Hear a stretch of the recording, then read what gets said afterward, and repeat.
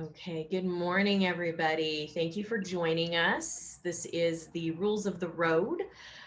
Basically, what to do when you suddenly find yourself in a windfall of money because your company just went IPO and you have no idea what to do or where to start. So, we got Evan Stevens, who is a licensed CPA for Sensiba San Filippo, and they're going to help answer all of your questions.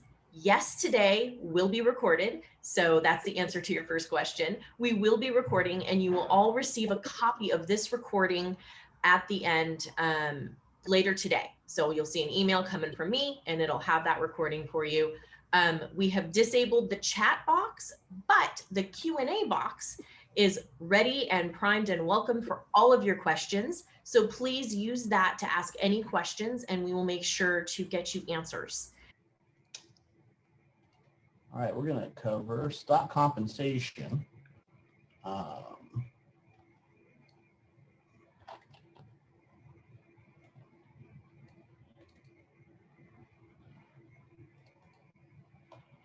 Share my screen now. There we go. All right.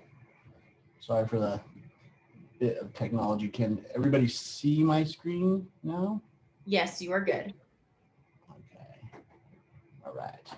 So employee stock options and equity compensation. So we're going to explore this kind of from a IPO perspective of all the different stuff that's going to be coming at you, and kind of some of the things that you can do in advance of an IPO to help save on some taxes, some kind of general tax planning strategies around this.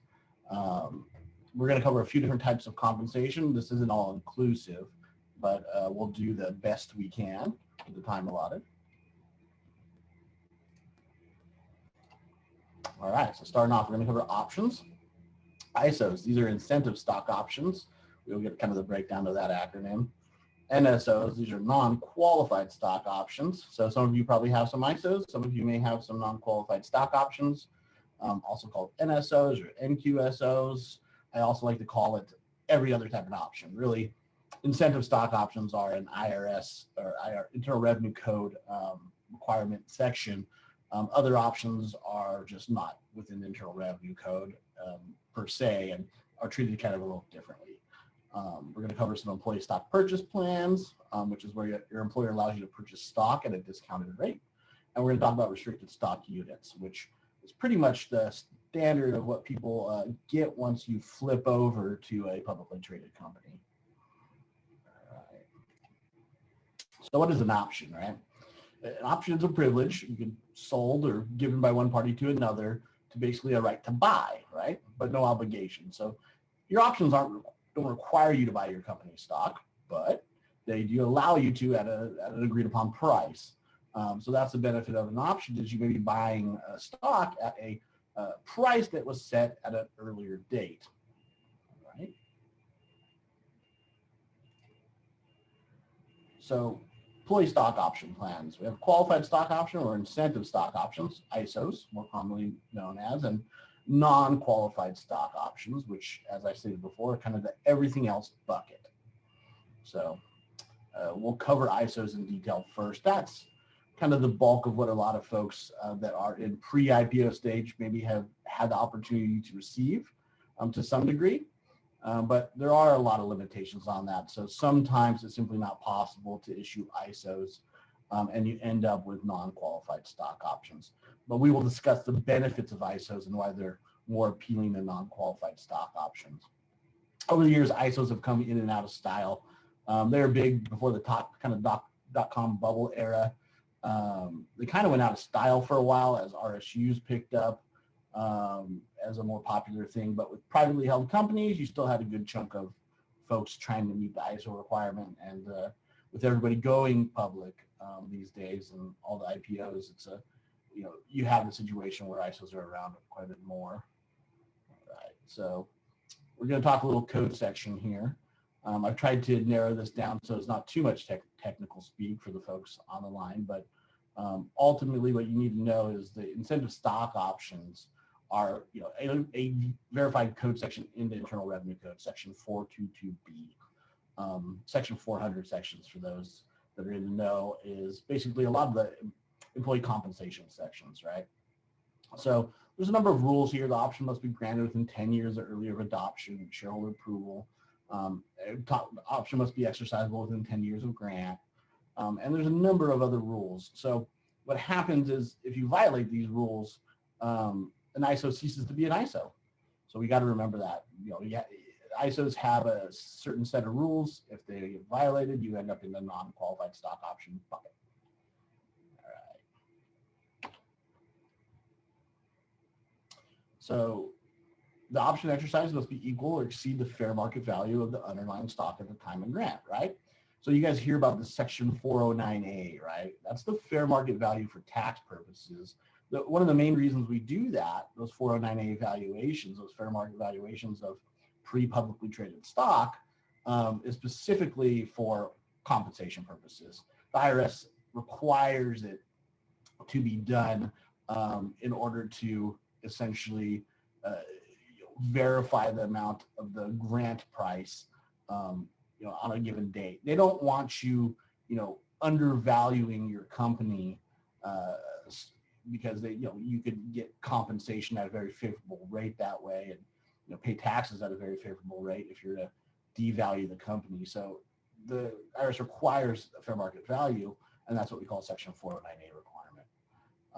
So you can see that the folks that own and control a big chunk of the company aren't going to be able to necessarily take advantage of ISOs if you have a lot of the voting power of the stock. So sometimes founders aren't able to always get the ISO incentives, but you can still often get it. It just kind of depends. And it cannot be transferred by the option holder. There's some exception to not being transferred. There's certain things like death and inheriting it that can theoretically transfer a little bit, but generally speaking, you can't be transferred. All right, we'll go over a little more of the incentive stock options. And by the way, most of this stuff is all tracked within the option administrator, so they're really tracking this stuff. But it's good to get kind of the wheel workings and background on how the stuff is done. There's folks like Carta, which is a software that does a lot of option tracking and cap table tracking. They track a lot of the ISO stuff, kind of automated all these rules. So next set of rules. Aggregate fair market value can't be more than $100,000 at the grant date in any given year. So big founders of companies, sometimes they run into this where they only get the first $100,000 of value on their stock to be ISOs in a given year if they're granting options in that year. And then everything else, you can go over that amount, but everything else becomes NSO, non-qualified stock options, NQSOs. I will get into the holding period next because, again, you could also turn an ISO into a non-qualified stock option by just not following the rules of the holding periods. So the plan administrators have to look at all this stuff in great detail and track it pretty rigorously. Okay, we'll talk about tax treatment of an ISO. So we talked about what an ISO is, covered it in detail, some of the basics of it.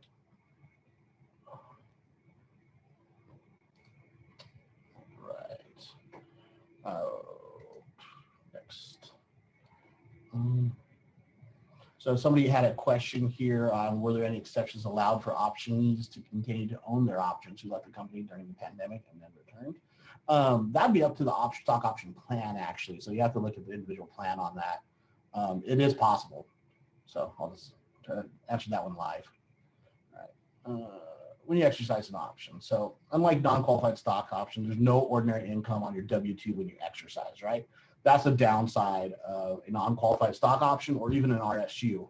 When they vest and then you exercise, well, guess what? You are normally taxed at ordinary income rates on your W-2, subject to all the good withholding, subject to payroll taxes, all that stuff. The beauty of an ISO is upon exercise, you do not get taxed at that higher rate, and you do not have withholding issues. So that doesn't mean it's a completely tax-free situation. You have something called alternative minimum tax, right? So alternative minimum tax, for those folks that aren't aware, ultimately the United States has two tax systems, right? There is regular taxes and there's alternative minimum tax. You calculate your taxes based on both, and you pay the higher of the two rates. So people talk about the U.S. going to a flat tax. I always say the U.S. has a flat tax. That's called alternative minimum tax. With regular taxes, you have your income items, you have a number of deductions, and you have your graduated tax rates that you're taxed at, and you come up with your tax liability.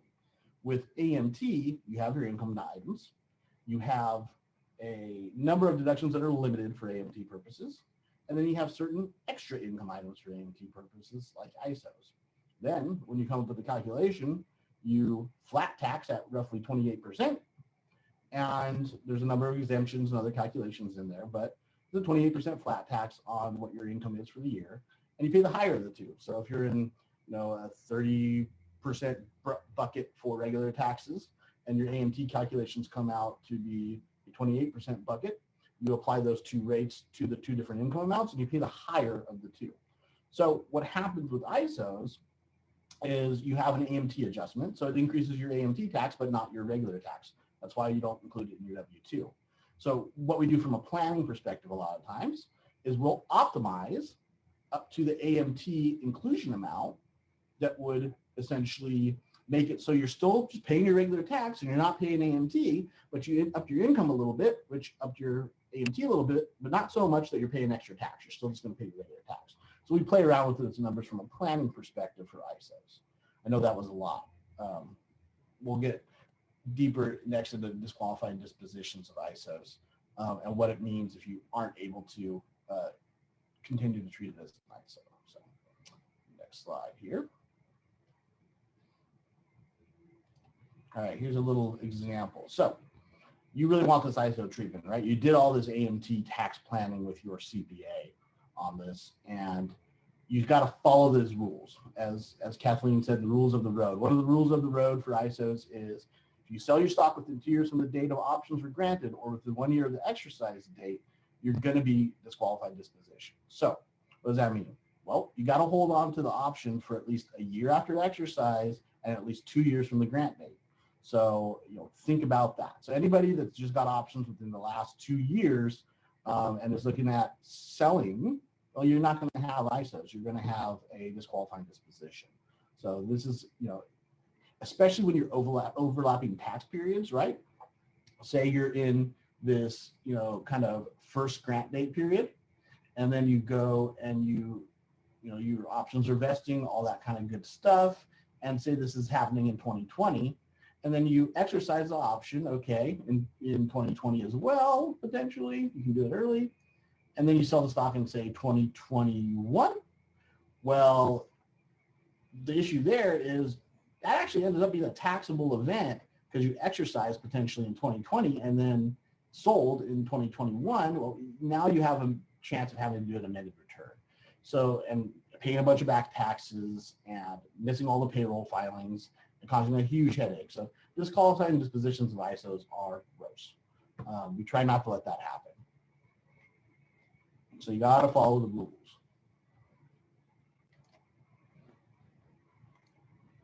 All right, so here's a little breakdown of this, right?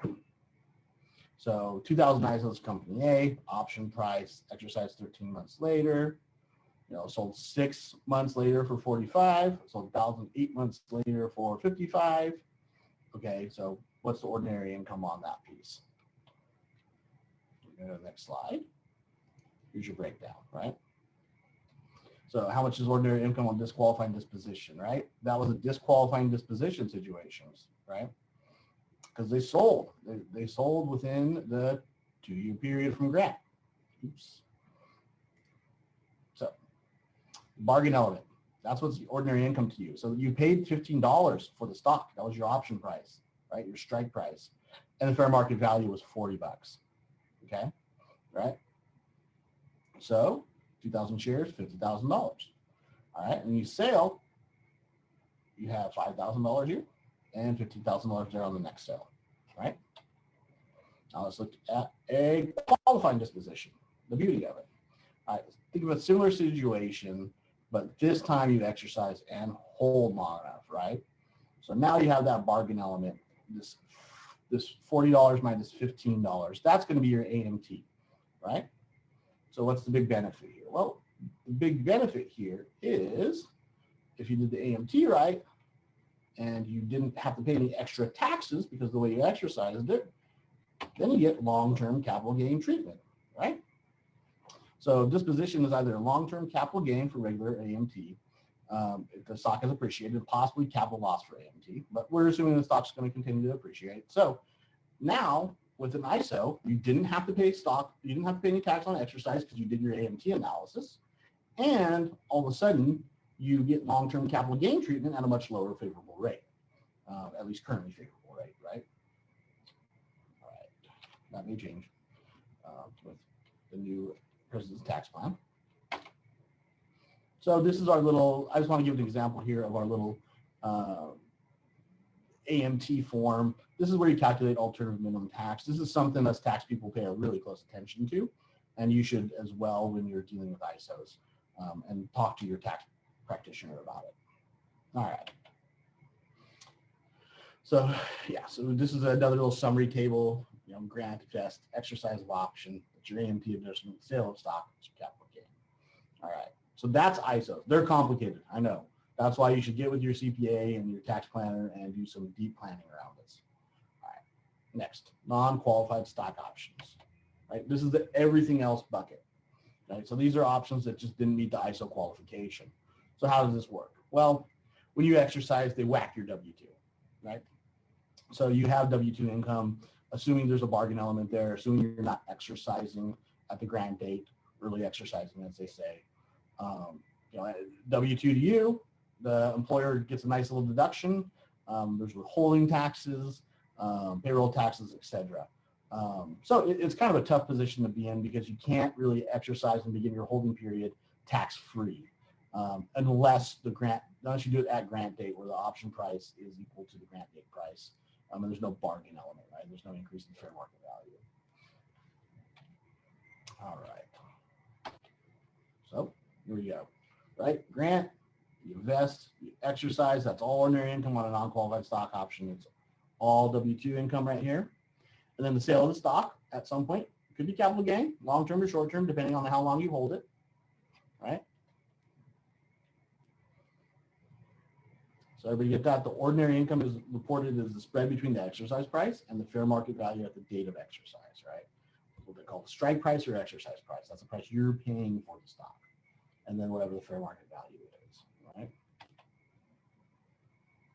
So remember, the employer is required to withhold federal taxes, right? Oftentimes we find that the withholding of federal taxes is actually a little bit low, depending on your tax bracket. Sometimes it can be high.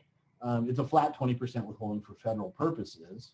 So for a lot of folks, if you're in a higher bracket, you exercise a bunch of non-qualified stock options, you get all angry because they withheld on them, or even this happens with RSUs too, restricted stock units and publicly traded. And then the tax bill comes, you go, why do I owe so much tax when they already withheld? Well, the reason is because they withhold at a 20% rate and you're probably above the 20% rate. So just something to think about when the tax day comes. Just because you had withholding done does not mean that you're all trued up with regards to the taxes you owe on an exercise, right? And that holds true for non-qualified stock options as well as restricted stock units. So this is kind of just a withholding obligation kind of example I'll cover here. So employee exercises an option at 1,000 shares. For $15 per share when they're worth $40. The company requires you to pay $15,000, the exercise price for the stock, plus $9,000 to cover state and federal withholding taxes. So most of the time, the company is going to have to cover that $9,000.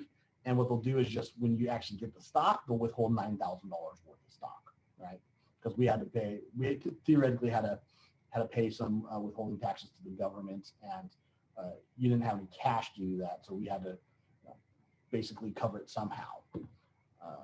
That's kind of how that works. So if you, in this situation with RSUs, they would just sell in the open market $9,000 worth of your stock to pay the IRS, right? And the state tax authorities. So we're going to talk about a strategy around this stuff next, okay? It's called Section 83B elections. All right, so Section 83B is an early exercise. This is when you mock exercise before vesting, right? So a lot of times this is great because the grant price and the fair market value at the exercise are equal. So you have zero tax ramifications and you immediately start your holding period, right? So you're going to get long-term gains pretty quickly, all within 1 year from the grant date of the option. You haven't invested yet. 83Bs are phenomenal. The problem with 83Bs is you got to pay for the stock still. So you're now paying for uninvested stock you don't own. It makes a lot of sense from a tax planning situation, especially if you believe in the company and you believe the company's going to continue on that, hockey stick trajectory and go public and make a bunch of money. 83B elections are great. Often no immediate tax, you begin the holding area, ISOs and non-qualified stock options can both qualify from this. It's great.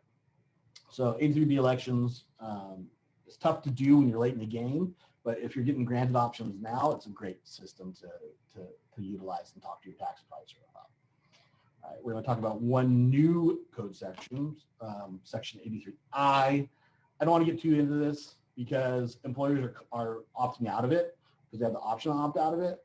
But basically, you can defer your tax on an exercise for 5 years, but it requires an escrow account and a big headache, and employers are opting out of it like crazy. So it sounds nice on paper. Oh, I don't have to pay my tax on an exercise for 5 years, but it is an administrative nightmare, and nobody wants to really deal with it. So everybody's kind of opting out of it. But your employer may have it. You can have discussions with it. I don't think it's a great tool for anybody. It passed in 2017, and it was a big flop. So with the Tax Cuts and Jobs Act. All right, I'll try to jump through a couple others here. Employee stock purchase plans. So this is where the employer allows you to purchase stock at a discounted rate. They're great. I say take advantage of it because even if you have a disqualifying disposition, similar to ISOs, you have to hold on to it for a period of time. And if your holding period is not met, it just all becomes W-2 income, right? So the holding period requirement is 2 years after the option is granted and 1 year after purchase, really similar to ISO, right? But it's kind of just a great deal because you get a discount on whatever the publicly traded stock is at that point. So if you have ESPPs and you're in a publicly traded company or about to be in a publicly traded company, take advantage of it. It's free money. So you get to buy stock at a discount. Even if you sold it that day, it's money in your pocket. So the bargain element discount will be reported as compensation on your W-2 if you fail to meet the holding requirement. So I'll kind of jump through the examples here just to kind of move it along. But ultimately, disqualifying dispositions just result in W-2 income, not the end of the world. Restricted stock units. So restricted stock units are basically the company gives you a piece of stock, right? And withholds a piece of stock to pay withholding taxes. So it's really like a big bonus in the form of stock. A lot of folks like to treat it that way and do what's called a same-day sale, and it just comes through your W-2 as a big old bonus. Fair market value when they vest, upon vesting they're considered income. So that's why you see these in more publicly traded scenarios, because restricted stock units are kind of junk when they're in a privately held company, because administratively they become a huge headache because you have no open market to sell and cover the withholding taxes like the publicly traded companies do. All right. And that's it. Kind of rush through the end there. If people have questions, I didn't want to take up too much time.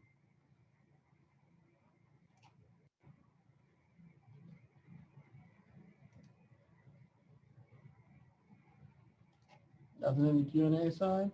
Hey, if you guys have any questions, please put them in the Q&A box, and our panelists can go ahead and answer those live for you.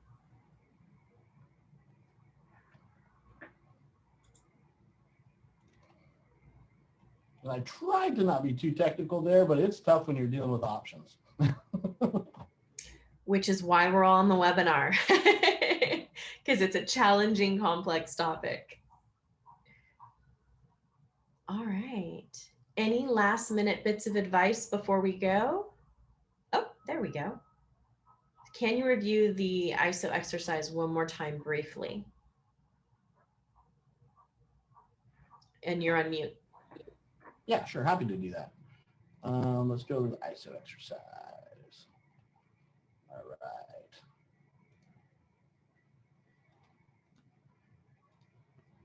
So did you want to, I guess we'll cover a qualifying disposition, because disqualifying disposition is essentially the same as the non-qualified option. So I'll do that. All right.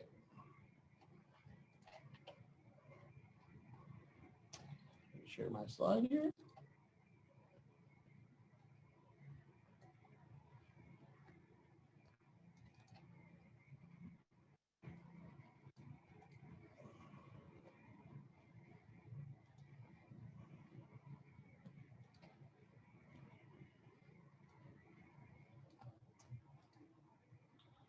Okay. Can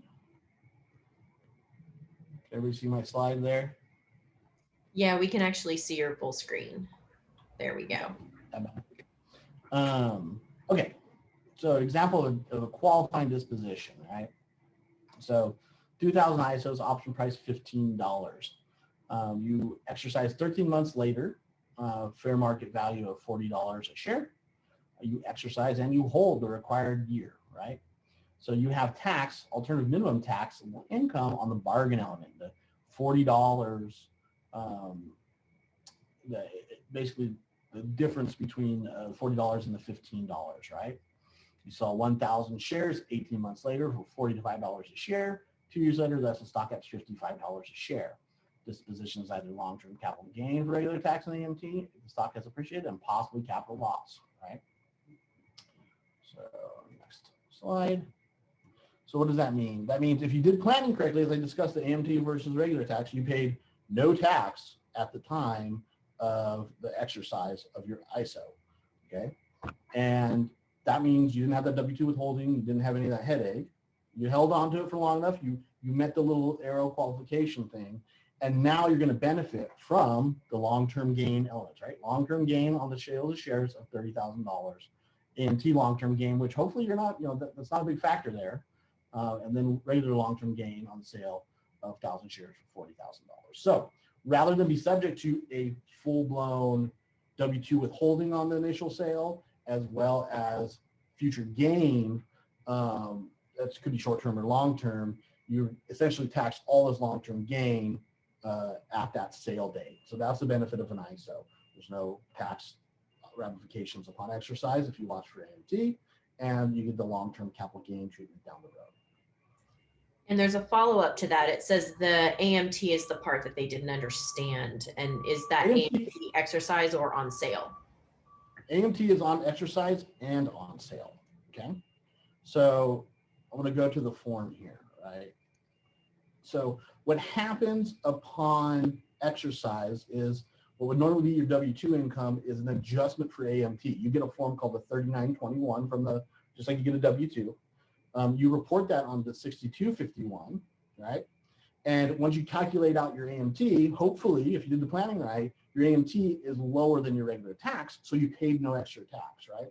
Because you calculate under the regular tax system, that's what most people pay, the regular tax, and you calculate under AMT, and you pay the higher of the two, If you do bump that and have to pay AMT because your AMT tax was in excess of your regular tax, you get a credit. You get what's called an AMT credit. That credit can be harvested in a later year and usually is. So what you're doing is you're paying a little extra tax, which you'll probably free up in the future if you get hit with the AMT. So ISOs are pretty cool in that regard. What this does in the future year when you sell is now you have two different types of tax basis for your stock. You have regular basis, which is the price of the grant, exercise price, strike price, rather than the fair market value. And then you have the fair market value at time of exercise is your AMT. This is getting a little deeper than I wanted to get with regards to this. Happy to give you an example of this offline, but this is where you hire your CPA to do the planning, is around the elements of ISO exercises and the AMT, the regular tax differences. because you will have reporting differences both in the year of exercise and in the year of sale. There was another, oh, they say got it. Thanks. Awesome. Yeah. Is there any tax mitigation planning around RSU? So yes and no. I'll say yes, because there's no like great, it's all timing kind of stuff. So it's, if you get with Kathleen and you need cash needs, a lot of times what I say, like I have a client that I'm working with right now that has a number of RSUs. He plans to move out of the state of California where we are, and to Florida where they have no income tax, right? So one of the things we're doing there is, okay, you have some old stock that you hold as not RSUs, right? Any appreciation for that stock is going to be long-term capital gains potentially. And if you sell it while you're in Florida, you only have to pay federal tax, right? If you sell it here in California, you're going to have to pay California and federal tax, right? So RSUs, because you're working in California, that's all considered part of your wages. If you need cash, sell your RSUs first and do a same-day sale, because you don't want to. You generally don't want to take RSUs and sit on them if you have cash needs, and you already believe in the company and you have other stock in the company already. So from a planning perspective, that's usually what I tell my clients is, hey, cash out of the RSUs and do a same-day sale if you're trying to cash out of things, because RSUs are going to hit you regardless, and they're going to hit you with state taxes regardless. You can sit on those long-term gains until you're at a better tax bracket with the other stock. So it's more of a planning around your mix of investments than it is like a true big tax play with RSUs. Does that make some sense? Thank you. And we've got just about 9 minutes left this morning. If we have any more questions, now is the time to put them in the chat, or excuse me, in the Q&A box.